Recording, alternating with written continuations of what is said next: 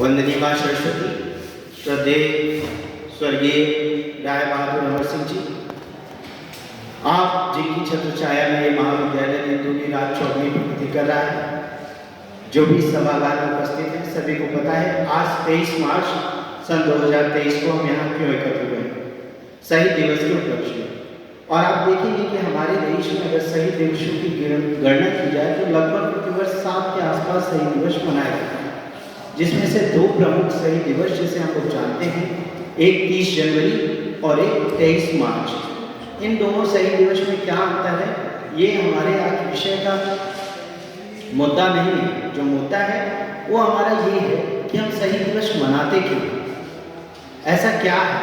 जैसा कि आप बैनर में देख पा रहे होंगे कि 23 मार्च सन 1931 को हमारे देश के 3 वीर सपूतों ने अपने प्राण का निछावर करके अपने मातृभूमि पर सर्वस्व लुटा दिया और उनका मात्र एक सपना था अपने राष्ट्र को स्वतंत्रता प्रदान कराना।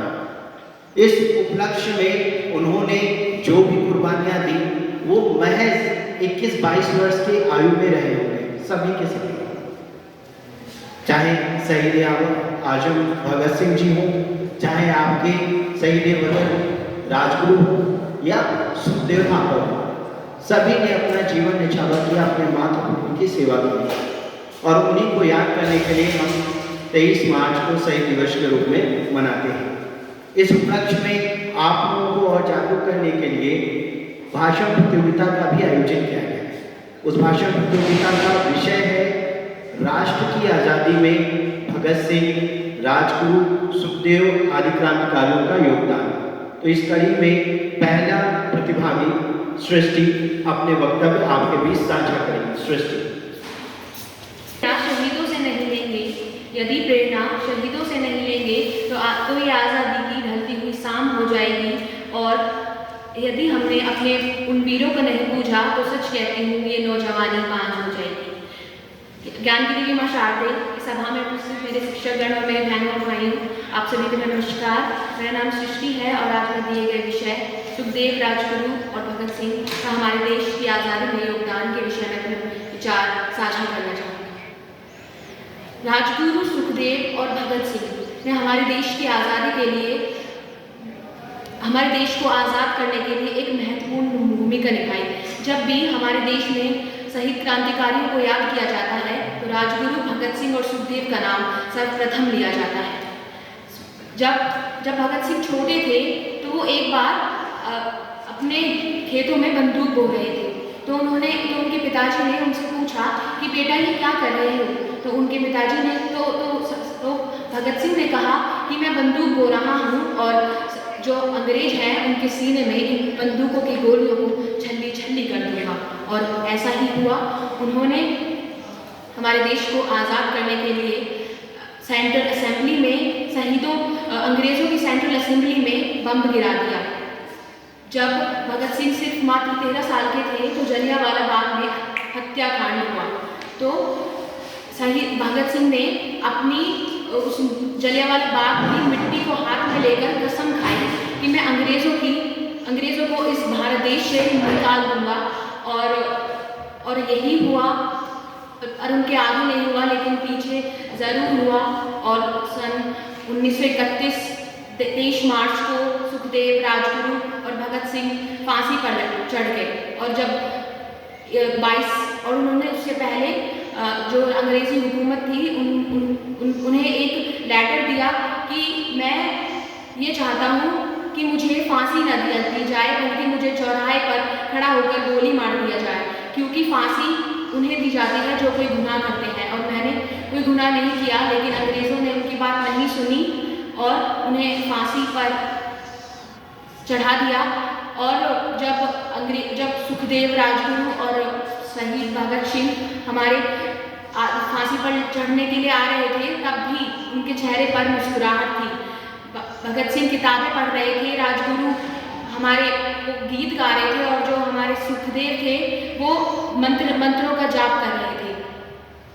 और अंतिम में वाणी को विराम देते हुए बस मैं यही कहना चाहूँगी कि उन्होंने हमारे देश को आज़ाद करने के लिए एक महत्वपूर्ण भूमिका निभाई और हमें गर्व होना चाहिए कि हम हमारे देश में एक ऐसे महान क्रांतिकारियों ने जन्म लिया। धन्यवाद। जय हिंद, जय भारत।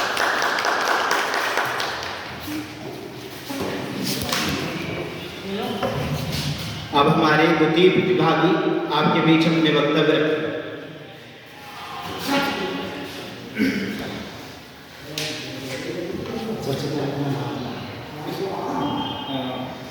विद्या की दायनी माँ सरस्वती और मेरे सहपाठीगण गुरुजी को जब गुरुजी के चरणों में नमस्कार करते हुए मैं अपनी बात शुरू करूंगा। मेरा नाम पीयूष भारद्वाज है और मैं MSc AG हॉर्टिकल्चर का छात्र हूँ और हमारा आज का विषय है शहीद भगत सिंह, सुखदेव और राजगुरु।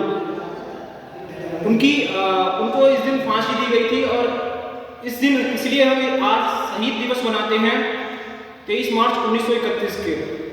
तो मैं अपनी बात शुरू करता हूँ कि सरफरोशी की तमन्ना अब हमारे दिल में है, देखना है जोर कितना बाजुए कातिल में है, कि वक्त आने दे बता देंगे ए आसमां, हम अभी से क्या बताएं क्या हमारे दिल में है, कि खींच लाई है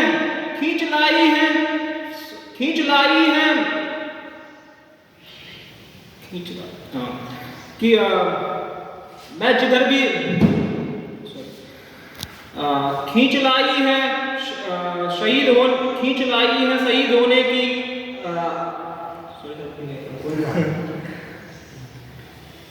ए शहीद मुल्क व मिल्लत मैं तेरे ऊपर निशा, ए शहीद मुल्क व मिल्लत मैं तेरे ऊपर निशा, अब ए शहीद मुल्क व मिल्लत मैं तेरे ऊपर निशा, अब तेरी बहादुरी की चर्चा गैर की महफिल में है। तो शहीद भगत सिंह जी का जन्म 27 सितंबर 1907 को पंजाब के लायलपुर जिले के बंगा गांव में हुआ था। वो एक सिख परिवार से संबंधित थे।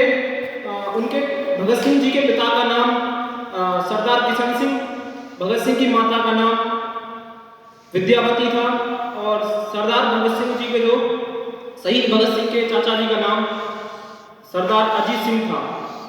तो सरदार भगत सिंह जी का जो स्कूली पढ़ाई है वो DAV लाहौर के DAV स्कूल से हुई है। उन्होंने जो अपनी प्रारंभिक शिक्षा है वो लाहौर के DAV स्कूल से प्राप्त की, दयानंद वैदिक स्कूल से। तो सरदार भगत सिंह जो थे वो क्रांतिकारियों से बहुत अधिक प्रभावित थे। 23 मार्च 1919 जलियांवाला बाग हत्याकांड, जब 23 मार्च 1931 को जलियांवाला बाग हत्याकांड हुआ, वे उनकी मात्र 12 वर्ष अवस्था थी। वो उस घटना से इतना अधिक प्रभावित हुए कि उन्होंने उसी दिन ठान लिया, अपने देश को स्वतंत्र कराने की उसी दिन उन्होंने ठान ली। तो सरदार शहीद भगत सिंह ने बहुत किताबें पढ़ी हैं, उन्होंने कार्ल मार्क्स को पढ़ा है, लेनिन को पढ़ा है। अब सुखदेव, राजगुरु और शहीद भगत सिंह के जो शहीद भगत सिंह के जो इंस्पिरेशन थे वो कौन थे? वो थे मदन लाल ढींगरा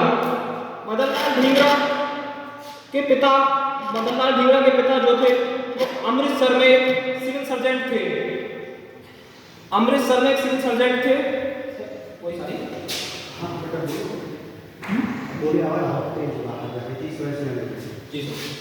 सिविल सर्जेंट थे और वो 7 भाई थे। मदन लाल ढींगरा 7 भाई थे। तो मदन लाल ढींगरा के पिता जो थे वो संपन्न परिवार से थे। तो उन्होंने अपने 7 भाइयों को विदेश पढ़ने के लिए भेजा। वहाँ मदन लाल ढींगरा ने मैकेनिकल इंजीनियरिंग की पढ़ाई पूरी की और उनका संबंध इंडियन रिवॉल्यूशनरी क्रांतिकारियों से हुआ, जहाँ उनका संबंध वीर सावरकर से हुआ। तो वीर सावरकर जो इंडियन रिवॉल्यूशनरी थे और भारत की आज़ादी के लिए लड़ रहे थे विदेश में। तो वीर सावरकर से प्रभावित होकर मदन लाल ढींगरा ने ब्रिटिश अधिकारी कर्जन वाइली की हत्या कर दी और इस केस में उन्हें फांसी की सजा सुनाई गई। तो फांसी की सजा सुनाई गई तो उन्होंने वकील करने से भी मना कर दिया। तो मदन लाल ढींगरा ये थे। तो मदन लाल ढींगरा जो थे वो एक राजगुरु सुखदेव और चंद्रशेखर आजाद के इंस्पिरेशन थे। अब सरदार शहीद भगत सिंह जो थे, शहीद भगत सिंह ने ऐसे आर्टिकल लिखा है, भाई आई एम एन एथीस्ट, मैं नास्तिक क्यों हूँ। मैं आपको बताना चाहता हूँ उन्होंने ये क्यों लिखा है। ये 4 अक्टूबर 1930 की बात है, जब बाबा रणधीर सिंह जो गदर पार्टी के थे और लाहौर बम कॉन्स्पिरेसी केस में उनके साथ जेल में बंद थे। तो बाबा रणधीर सिंह भगत सिंह के पास गए और उन्होंने कहा, भगत सिंह अब वक्त आ गया है भगवान का नाम लेने का, वाहे गुरु का नाम लेने का, बाबे का नाम लेने का। तो भगत सिंह ने उन्हें मना कर दिया। तो बाबा रणधीर सिंह ने उनसे कहा, मुझे लगता है कि शायद तुम्हें घमंड आ गया है, क्योंकि जब तक भगत सिंह लगभग पूरे देश में पॉपुलर हो चुके थे, लगभग पूरा देश उन्हें पहचान चुका था, क्योंकि वो पार्लियामेंट बम केस में और सैंडर्स की हत्या में कन्विक्टेड थे। तो लगभग पूरा देश में लगभग जान चुका था। तो उन्होंने बाबा रणधीर सिंह को मना कर दिया कि और ऐसा सुनकर कि भगवान का नाम लो, तो उन्होंने साफ मना कर दिया। और उन्होंने 5 और 6 अक्टूबर 1930 को एक आर्टिकल या ऐसे लिखा कि भाई आई एम एन एथीस्ट, कि मैं नास्तिक क्यों हूँ। तो उसमें उन्होंने लिखा, मैं आपको पढ़ के सुनाना चाहता हूँ कि if I were a believer, कि अगर मैं आस्तिक होता, I know in the present circumstances of my life would have been easier, मुझे पता है कि वर्तमान परिस्थितियों में मेरा जीवन आसान होता, द बर्डन लाइटर, बोझ हल्का हो जाता, बीइंग अ लिटिल मिस्टिकल, थोड़ा रहस्यवादी होना, can give the circumstances a poetic turn, थोड़ा रहस्यवादी होना परिस्थितियों को एक काव्यात्मक मोड़ दे सकता है। But I need no period to meet my end, लेकिन मुझे अपने अंत को पूरा करने के लिए किसी अफीम की जरूरत नहीं है। Because I am a realistic man, क्योंकि मैं एक यथार्थवादी आदमी हूँ। उनके पिता एक आर्य समाजी थे। उन्होंने बहुत सारे रिवॉल्यूशनरी को पढ़ा है, जैसे लेनिन हुआ, कार्ल मार्क्स हुआ और भगत सिंह का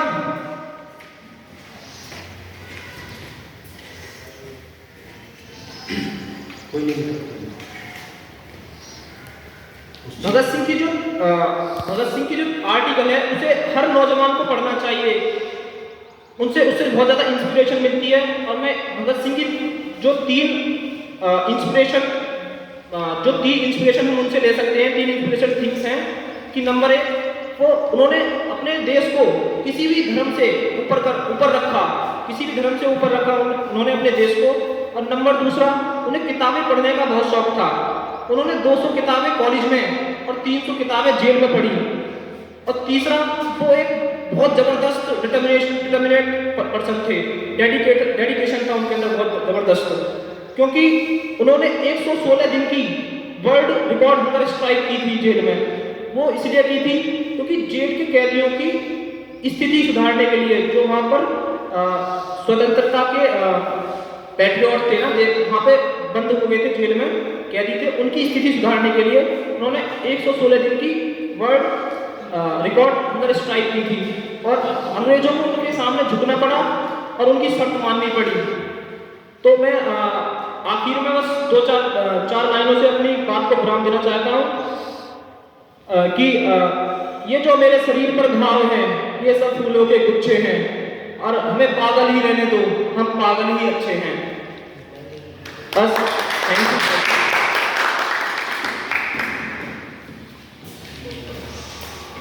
अभी आपने पीयूष भारद्वाज को सुना, और इन्होंने जो भगत सिंह और उनके जो विचारों का दर्शन था उसको आपके सामने रखा। इसके बाद हमारे अगले प्रतिभागी अवनीश कुमार आपके बीच अपनी बात रखने आ रहे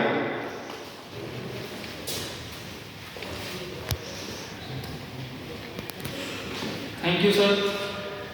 आदरणीय पूज्य गुरुजी, अन्य उपस्थित सज्जन वृंद एवं मेरे प्रिय साथियों, मैं आप लोगों के समक्ष आज 23 मार्च 1931 का पावन दिवस, जिसे आज सब कोई जानता है, तो देश में कांग्रेस का जो संगठन हुआ, कांग्रेस का गठन हुआ, उसके बाद उसमें विभाजन हो गया। गरम और नरम दल के बीच में दो विभाजन हो गए। हुआ ये कि विभाजन के बाद संगठन बने। संगठन बना HRA, सत्येंद्रनाथ सान्याल ने इस संगठन को बनाया और कहते हैं कि क्रांतिकारी जो है वो शहीद हो सकता है, पर उसकी विचारधारा कभी नहीं शहीद हो सकती। उसी तरीके से काकोरी ट्रेन षड्यंत्र जो हुआ, उसमें HRA के जो कुछ क्रांतिकारी थे उनको बंद कर दिया गया और उसी को आगे बढ़ाते हुए भगत सिंह जी ने जो था HSRA का निर्माण किया, वो करा है 1928 में। तो मैं कहना चाहूँगा कि शेर कर दुनिया के गाफिर, जिंदगानी फिर कहाँ, जिंदगी कर फिर रही तो नौजवानी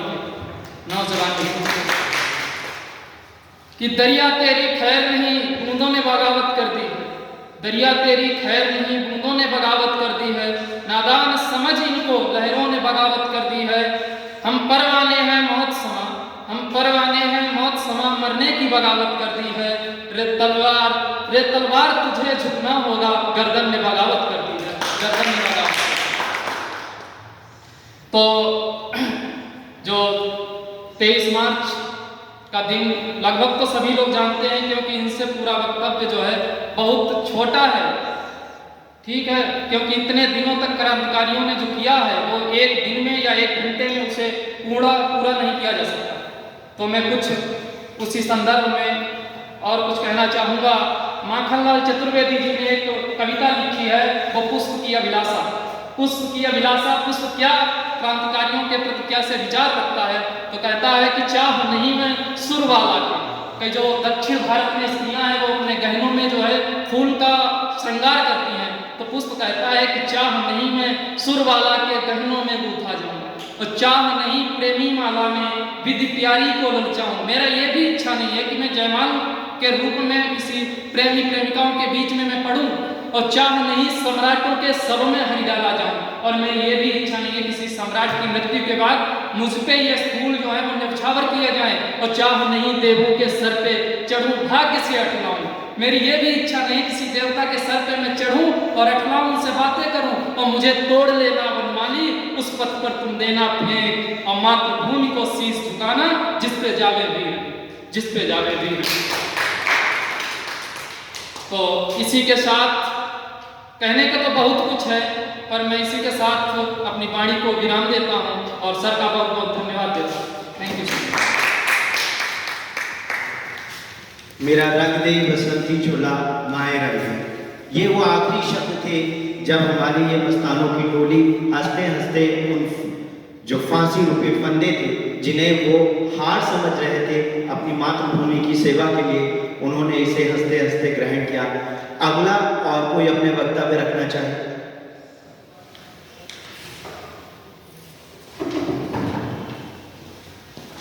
अपना नाम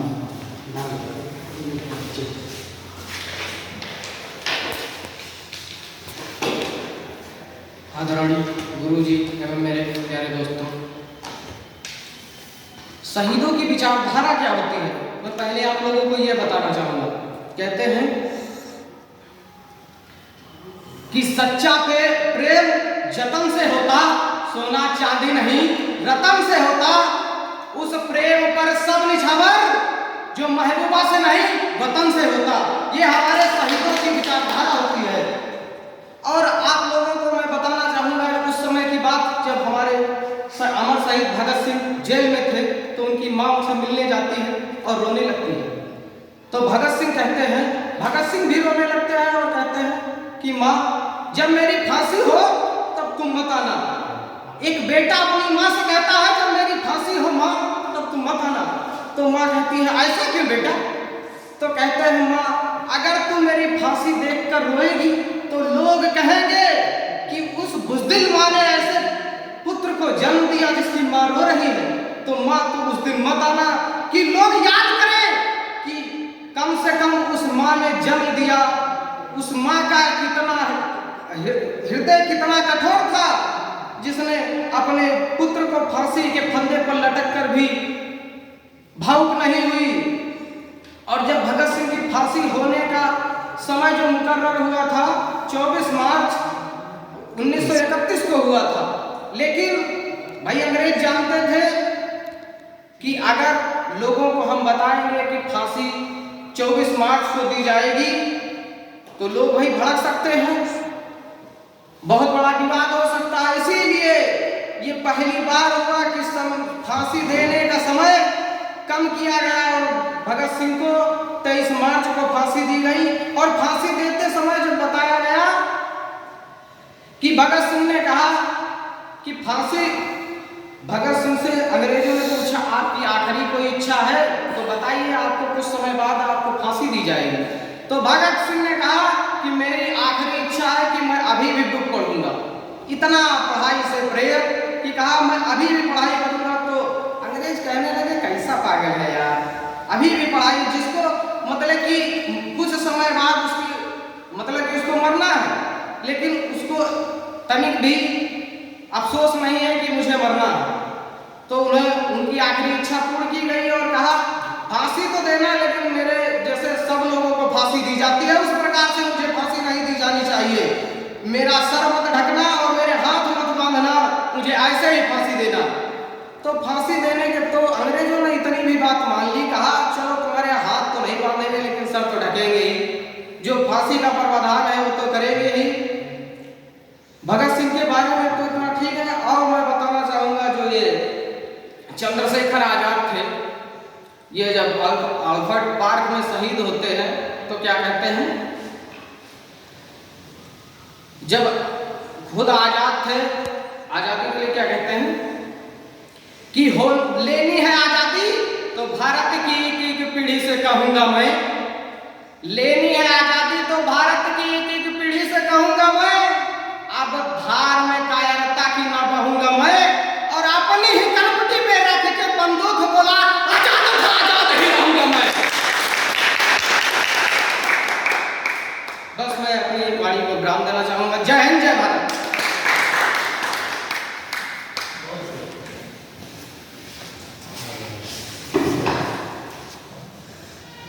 शहीदों की चिताओं पर लगेंगे हर बरस मेले, वतन पर मिटने वालों का यही बाकी निशान होगा। खुदा को एक दिन आएगा जब ये अपनी जमीन और अपना आसमां होगा, वतन पर मिटने वालों का यही बाकी निशान होगा। शहीद दिवस के जो पहलू हैं, ये इस वाद विवाद प्रतियोगिता जो भाषण प्रतियोगिता रखी गई आप लोगों के बीच, उसका एक उद्देश्य था कि हमारे छात्र छात्राओं को इस भाषण प्रतियोगिता के माध्यम से हमारे जो क्रांतिकारी हैं उनके द्वारा किए गए कार्यों का, उनके जीवन का, उनके कृत्यों का क्या जानकारी है और कितना वो अपने इन वीर सपूतों के बारे में जानते हैं। और इसके साथ ही इस भाषण प्रतियोगिता के रिजल्ट जारी करने से पहले आपको याद होगा कुछ प्रमुखता से न्यूज छपी थी। जब 23 मार्च को शाम 7 बजे के बाद हमारे इन वीर सपूतों को फांसी पर लटकाया गया था, उसका केवल एक ही उद्देश्य था। उद्देश्य अभी आपके बीच कुलदीप ने बताया। अंग्रेज सरकार को ये पूरा भय था कि अगर उन्हें दी गई तिथि पर फांसी दी गई तो वो संभव नहीं होगी, क्योंकि बहुत ज़्यादा भीड़ जेल को घेरती थी। लाहौर का वो जेल था, तो उन्होंने आनन फानन में रात में उनको चोरी से फांसी दी। और फांसी जब दी जा रही थी तब भगत सिंह ने उस समय जो मजिस्ट्रेट थे उनसे निवेदन किया था। क्या निवेदन किया था? सर उनसे कहा था कि मुझे जिस प्रकार से सब लोगों को फांसी दी जाती है उस प्रकार से हमें फांसी न दी जानी चाहिए। हमें सरेआम फांसी दी जानी चाहिए। बिल्कुल।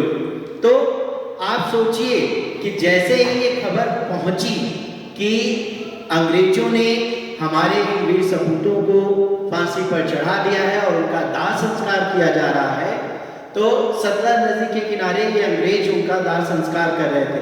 तो सारी भीड़ उधर घूम की, तो इन्होंने जल्दी जल्दी हमारे वीर सपूतों का जो अंतिम संस्कार हुआ, उनके अवशेषों को सतलज नदी में प्रवाह कर दिया और वहां से भाग गए। ये बलिदान उन नवयुवकों को जो 22, 23 साल, 21 साल की उम्र में फांसी के फंदे को हंसते हंसते चूम गए, अपनी मातृभूमि की सेवा की। और उनका सपना क्या था कि राष्ट्र की आजादी के लिए, राष्ट्र के लिए हम क्या दे सकते हैं। हमें उनके उन महान कर्तव्यों से सीखना है और आगे बढ़ना है। रिजल्ट अनाउंस करने से पहले हमारे बीच हमारे महाविद्यालय के समाजशास्त्र के प्राध्यापक डॉक्टर मनीष मिश्रा सर उपस्थित हैं, हम उनका स्वागत करते हैं। इसी बीच हमारे शारीरिक शिक्षा के विभाग से श्री तरुण कुमार सर आपके बीच उपस्थित हैं, हम उनका भी स्वागत करते हैं। और इसी क्रम में हमारे आज अर्थशास्त्र विभाग के प्राध्यापक श्री ध्रुव कुमार आपके बीच उपस्थित हैं, जो इस समय अभी आप लोगों के लिए लाइव रिकॉर्डिंग कर रहे हैं, उनका भी हम हार्दिक स्वागत करते हैं। और रिजल्ट अनाउंस करने से पहले हम डॉक्टर मनीष मिश्रा सर को आमंत्रित करते हैं कि वो अपने आशीष वचन आप लोगों के बीच साझा करें। Doctor Manish Mishra sir.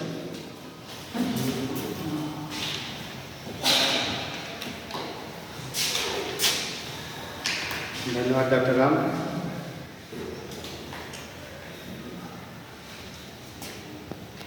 आज 23 मार्च